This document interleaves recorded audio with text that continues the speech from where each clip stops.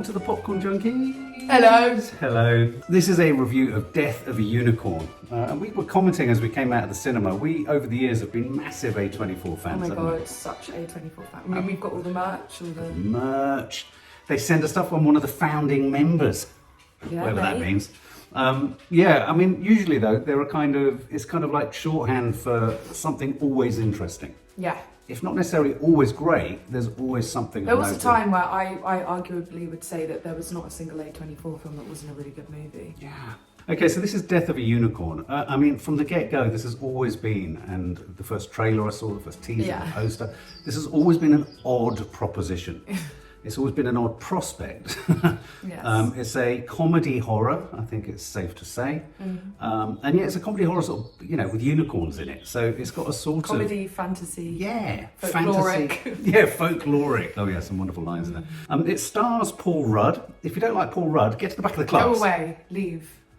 I just want to stroke his nose. Me too. And his chin. And his chin. He's just... He hasn't aged. I don't know, that man ages backwards somehow. It's like a Benjamin Button thing. Yeah. I mean, he does. I was really analysing his face and thinking they haven't done anything to him. I love him. He's got such a kind face. Such a kind face, Literally. such a soft face. He's literally the spitting image of a director of photography I've just worked with, and we used to call him Paul Rudd on set because he was just so like it. Anyway, it stars Paul Rudd, who plays father to Jenna Ortega. What do we think of Jenna Ortega? If I'm completely honest, I actually haven't watched a lot of the stuff that she's in, because a lot of the things she's been in have ended up being like, everyone talks about it, and I tend to never get around to the stuff that everybody talks about. Like Wednesday. So I've I always never found her watched quite Wednesday. I mean, expressive. she's good in everything that I see her in. I mean, she was really good in X. I thought she was best in that. I always forget she was in that. Yeah. She was the sound boom operator, wasn't she? Yeah. Like she's always good. I can't really put my finger on. I agree with you. I do like her, and I think she was in some or one or maybe a Scream film as well. Yeah, I just think I think it's more about the things she's been in. Yeah, haven't been my kind One of... thing I'm going to say for Jenna is she supports Free Palestine. Yeah, exactly. Good on you. It also stars Richard E. Grant, who I've worked with and am very fond of, and it also stars one of our favourites, but very much one of your favourites, Will Poulter. I love him so much. Those eyebrows, he doesn't have to do anything with his face to look perplexed. Okay, so what's the concept of this? Basically, Paul Rudd is a single dad. He's a businessman, he's in pharmaceuticals, I think he's a lawyer, isn't he? And he's heading off basically to see the head of the firm. He wants to ingratiate himself, he wants to, he's aspirational in terms of his business and being successful. And there's a tug of war and tension throughout the film about at what point is ambition and aspiration for money a good thing, coming before your family. There are some really interesting moments where he says, yes, but it's by doing this that I'm doing it for my family too. Yeah. I thought it could have really gone into that in more detail, but there's that sort of tension. And that tension in his ambition / need, if you like, to provide for his child, but also provide for his career, is the tension between him and his daughter, Jenna Ortega.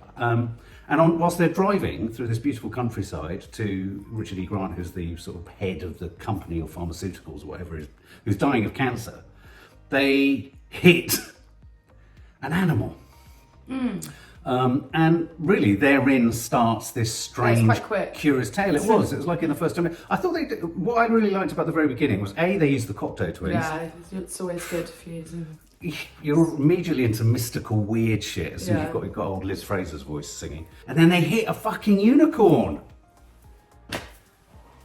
You see that in the trailer. Baby unicorn. A baby unicorn. And then what happens? They get out, it's still alive. She holds its horn and sees...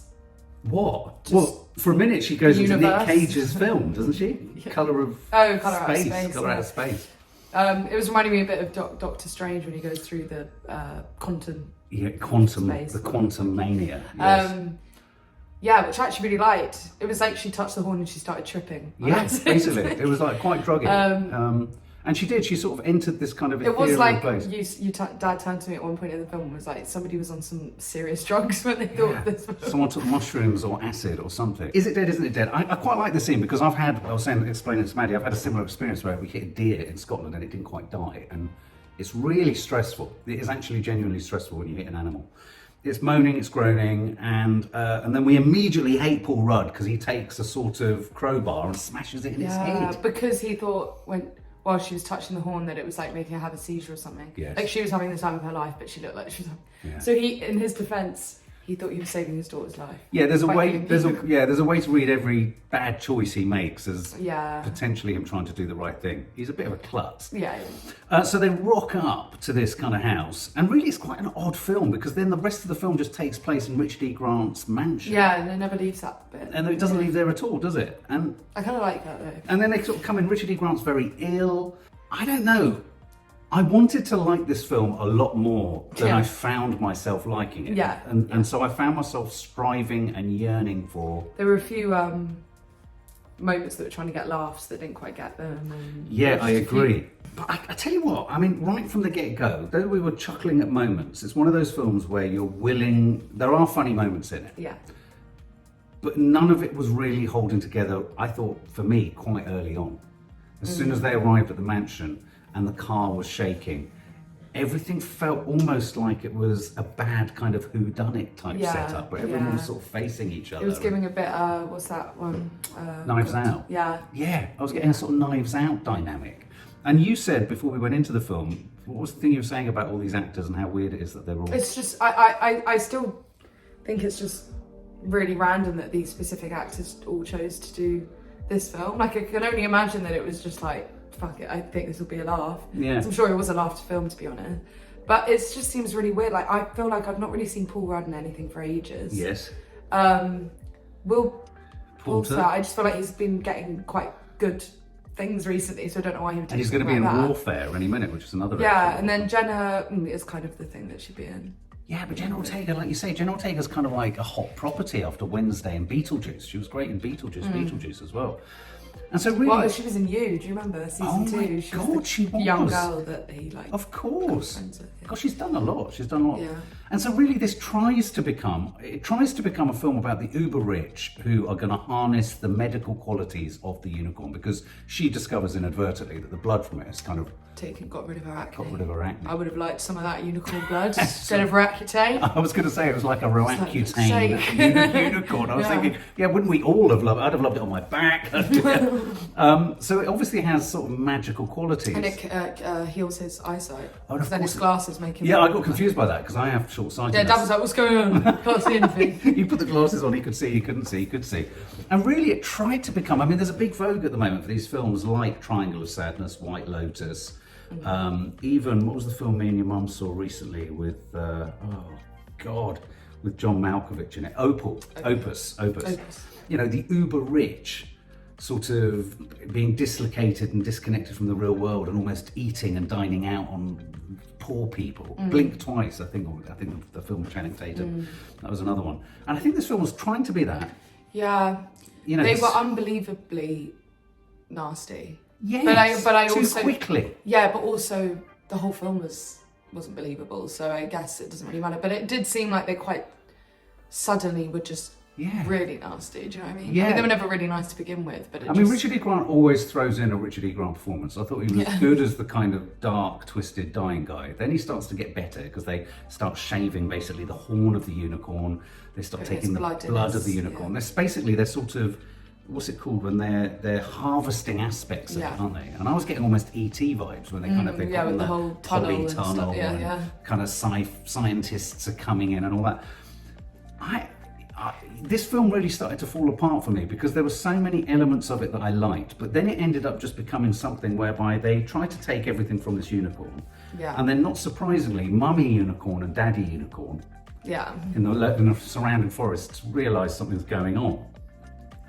Meanwhile, what's her face, Jenna Ortega's character, sort of has struck a connection. You know. Yeah. She connected with the Yeah, and she's done her research. folkloric curriculum. She studied her folkloric curricula. But yeah, and what she discovered was that she found all these tapestries of unicorns back in the day, and it's like, well, if we believe they weren't real and they are real, then this folklore probably is true as well. Oh yeah, and that's right. She said we've only seen parts of tapestries. Yeah, when you yeah. fill them out. And then it's like the unicorns are just like tearing people's guts out, and the only thing that could tame them is a fair maiden. And so Jenna Ortega, presumably, we all assume is the fair maiden. Is the fair maiden. So, And that's really it. And then really what happens is the unicorns come back. Seek revenge. Seek revenge. But let's talk about the bits that we liked. Yes. I thought Will Poulter... Yeah, he always gives his all in everything he does. So I think he's the guiltiest pleasure in it. He was given such a good character though. Like, He was. There was so much fun to be had with him. I mean, he starts snorting unicorn horn. He's basically taking unicorn horn, and I have to say the Why addict in me was thinking, unicorns and not unicorns? It's always really annoyed me. why a narwhale? Because I always think a unicorn. I mean, you know the whale with the long tusks. Yeah, it's like a unicorn. That sometimes makes you think there could be unicorns. 100%. If there's a narwhal, But why is it called a unicorn? Why is it not unicorn? So that's really doing my fucking head in. Sorry. But could corn might have been an old-fashioned word for horn? Maybe. But I loved it. There was a moment where she asked the question. They're all kind of debating what it is. It's quite neat. It's in the trailer. It is unfortunately probably the funniest ensemble moment where they're all debating. Well, like when they've got a sort of mammalian. Yeah, it's a mammalian. But what I liked about Will Poulter was he's always wearing shorts. Yeah. He's clearly the sort of, I don't mean Nepo because they're not famous, but he's the wealthy son who's a bit stupid and not found his kind of mission or focus or anything like that. He doesn't really know what the fuck he's doing. But he just keeps taking more and more unicorn. He just keeps snorting unicorn. Snorting. And then he's smoking on a pipe, isn't he? He's piping up unicorn and all this kind of stuff. Meanwhile... I feel like they could have done more with him being off his nut on it, though. I do too. Like, I felt that. Because there was that, the first time that he snorted it, we see him like snort it and then he's like, with all these things in his eyes. And then the next scene is him having a really normal conversation with the doctor about cutting the horn off. There were so many connective bits in this, which is the finer detail of making a good film. That didn't develop. Add up, I thought either a protuberance was going to start to come out of his head or something awful was going to happen. Or at least just like, let him still be fine for that. I don't know. One of the metaphors of the film, well not metaphors, but analogies, what it's riffing on is there I was saying to Maddie, Richard E. Grant was born in Swaziland, so he's quite good casting. So whilst he doesn't sign up to that old-fashioned imperial white man in Africa type thing, what I quite liked, though I don't necessarily think it dealt with it brilliantly, was this idea of them being hunters. And whenever you've got a unicorn's horn, it makes you think of the trade. There's a legal trade in rhino horn, which is seen to have all these qualities, fertility qualities, all this kind of stuff. So I thought they didn't even manage that particularly subtly. I thought they could have made something cleverer of that. Yeah. It was kind of an obvious thing that you put the horn in, and it was an obvious grinding and sawing. I quite liked it when the unicorn horns glowed. It was cool. I kept being reminded though of Legend. Were you? I kept being taken that's back my to favourite unicorn. I definitely want unicorns to live. So anyway, and then it turns into an action romp where really they're all running around, various ones of them getting killed or not getting killed or trying not to get killed. That was most of the film. Which was most of the film. And I have to say, the unicorn mum and dad arrived black. They were black unicorns with jagged, proper really, kind of, not smooth, beautiful kind of ones, but kind of really nasty, sort of like almost zombie knife unicorn. They were like zombie knives. And it all just fell apart. For me, it just fell apart. I felt its world building wasn't, it's that weird thing that even if you want to be taken on a silly journey, you've got to believe in it all. It fell apart for you once we saw the unicorns? Well, it just fell apart once they were being chased around the house and you had unbelievable CGI unicorn coming through bathroom doors. Yeah, 100%. But then at the same time, I would say that like the whole film was a bit messy anyway, that when I got to that part, it was just an entertaining game of seeing how the next person was going to be brutally murdered. Yes, I guess so. It was the most entertaining part. Yeah, they tear people apart, they pull their legs off, they pull their arms off. They squish people's heads with their hooves. Yeah, exactly. I would give a particular shout out to Anthony Carrigan, the butler. I thought he provided a lot of comic entertainment. The fact that, when there was that great discussion about who's going to go and open the gate. Yeah. And he was like, no, why am I? Because you're the poorest person in here.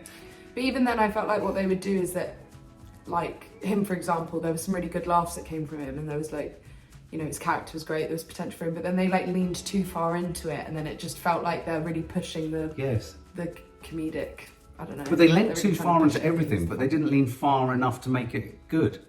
So but your point about Will Poulter and the drug taking, this film, if ever there was a film ripe for some weird whacked out drug taking moment. They could have got, because you know how Colour Out of Space and Cave on, when he just starts being absolutely just off his nut for the rest of the film, it could have... And although I liked when she held the horn, and then when Paul Rudd later in the film, and then the film becomes, after you've kind of dispatched with the kind of pharmaceutical, money grabby, wealthy people, It then becomes a film about how to Paul Rudd and Jenna Ortega heal their relationship. Doesn't it? And whilst we cared, and whilst, you know, there's all sorts of things like people die and then they can't get brought back to life. And all I did actually find the moment where we thought someone was going to die quite sad. I care about it, but then that is how much of that is just because Paul Rudd's face is so. I think it was Paul Rudd. Well, that's also Jenna was really good in it. Yeah, she was, and like I think it was like, it's a difficult film to, I feel like, give a really good performance in, but she was actually carrying a lot of the weight of the movie. She was, like she did it believably. She was very good at vaping. I really believed her sort of her kind of annoyance with everyone. I think she was very good at stroppy. And kind of vaping angrily and all this kind of stuff, and doing her research. And then the unicorns turn white with gold horns. Yeah, what was that? So it was that their child had died and they were furious and depressed. Right. So they were like black and just angry and ugly. And once they were all united again, they went back to beautiful unicorns. And then it was like the beautiful Aurora Borealis everywhere, and just everything was just. And then the film's ending was so weird. Really weird. I don't understand. Was that the unicorns trying to help them from being arrested? I think so. So I think they killed the police officer and then they'll like just run free. Yeah, I couldn't work out if what they were trying to do was a neat reversal of what happened at the beginning. At the beginning, they hit the unicorn, and at the end, the unicorn hits the car. Yeah. But there was so much about it. Was almost like the longer the film went on, the less committed they got to making everything even believable or work. So you almost had flying unicorns at the end. There were some bits where you got soppy with the unicorns though. Like there was a bit where the dad came running up to her and then it went all cute and was like actually being nice to her, and you were like, oh yeah. No, that was And when nice. they went to go and chase the injured one and it looked really beautiful and it was sat in the. Do you remember that? No, I do. And the mum was beautiful too. The mum was. I like the mums. I much prefer a mum's unicorn horn to a dad's unicorn. Female unicorn. Yeah, that's a bit frightening. So all in all, I think if it wasn't for the fact Paul Rudd and Jenna Ortega keep this film going, Richard E. Grant provides a little, though I would have liked more comedy. Will Poulter provides most of the comedy. But What did you think of the mum? I found her muted. Yeah. I found her odd. I found her like almost like she was stoned. Yeah. No, she was just like this the whole time. She's like, everything was just kind of. I think she was trying to play that kind of, the disengaged, wealthy woman. Yeah. I think this film really thinks it's about wealth versus the haves versus the have-nots, but it actually needed to lean into that a little bit more. Also, what did you think of the other scientist, the woman? She was stoned as well. They all seemed like she didn't need to be in the film. No, she didn't need to be there at all. I felt sorry for her though. I felt sorry for her. She didn't have much to do. Like Jessica Hines, she's a great comic actress and she did nothing but look through a window. Yeah, why was she Why that Jessica character? Hines? But that's what I mean. It's such a weird. You're absolutely right. Group of people, and I just don't understand why any of them what the reasoning is. It's such an oddly conceived. But I also kind of love that they all just did it. I wanted to like it a lot more than Mum really wanted to see this. Yeah, your mum really wanted to see this. I love unicorns. I'm even up for an angry unicorn, and I felt they were riffing at times on Jurassic Park with the kind of nostrils coming up by the window and all that kind of stuff. I thought the hunting scenes were bad. I thought the run around the mansion house was a bit cringe. I found it was a little bit like, it's a good comparison, Knives Out, but with a kind of unicorn situation. I felt they didn't. I felt it could have stayed. I think it could have been funnier. Yeah. I think it could have been, and there's this weird idea that the CGI could have been better. Yeah, the CGI could have been better. If you're going to rely on CGI that much, yes, then you need to make it. Maybe have fewer unicorns, so you're spending more CGI money on just one unicorn. Like, because the baby one wasn't that bad. No, absolutely. Or maybe just stick with the. I don't know. Yeah, you're right. It's like they were over ambitious in the CGI, but I think you can be more comedic in a comedy horror and it still be really quite scary. Yeah. It doesn't tug against it necessarily. So I don't think it was funny enough. I don't think it was scary enough, though there were some great squishy moments of heads and stuff like that. It wasn't fantasy enough either. So I kind of found myself wanting to go and watch Legend. So it fell short of every genre it was intercepting. And I felt I watched loads of headless chicken actors who I like running around striving to find a plot. Yeah. So all in all, I'm afraid my score for this is going to be 50. Okay. Down the middle. And the reason I give it 50 is I'm just up for anything that's vaguely different. And it's very different. Yeah. I mean, the trailer, like you said, like the trailer kind of, you know what you're getting into when you go and see it. Like I wasn't expecting to go and see a masterpiece that was going to be, like I knew it was going to be whacked out and weird for sure. And it was, but if anything, it could have afforded to go more weird. And instead I totally agree. It just kind of felt, disjointed, or Yeah. or they kind of like they thought up the first half of the film, and then the second half they were like, quickly, let's just think of how we make the rest of this work. There wasn't enough inventiveness around the wheels. Yeah, they're just it could have been more. It could have been cleverer. Yeah. Okay. But with that being said, I still respect all the actors so much, and I feel like everybody still went into it giving it their all, even though the concept was weird and the plot was weird and the storyline was a bit messy. Yeah. I still feel like they were all doing so well to try and keep it together. Oh. Yeah, it wasn't a great film, but it was an entertaining watch. Yes. Like I wasn't necessarily bored, because I was like, what the hell's going on? Or that didn't really work, but like it's still, you know, fun to watch, whatever. So I would say if you want to go and see something that's just like a bit of a what the fuck and a bit of a laugh, and also a bit of like a what did I just spend the last how long was it? Two and a bit hours watching. 101 minutes. So yeah, like I'm not gonna be too harsh on it, but it really wasn't a great film. No. But I just love Paul Rudd. So I think I would give this a... No, I'm going to go with a 50 as well. Are you? Yeah. Yeah. Yeah, 50. I mean, I as I'm thinking about it, I could go lower, but you know what made me stay in my seat? It was the unicorns. I mean, anything around unicorn. I mean, I think the unicorn is what's going to make people see this. Yeah. Jenna's good, and Paul Rudd is good. And in fact, all the cast are they very are good. It's just weird. Some people got really difficult characters. There you go. 50, 50, 50.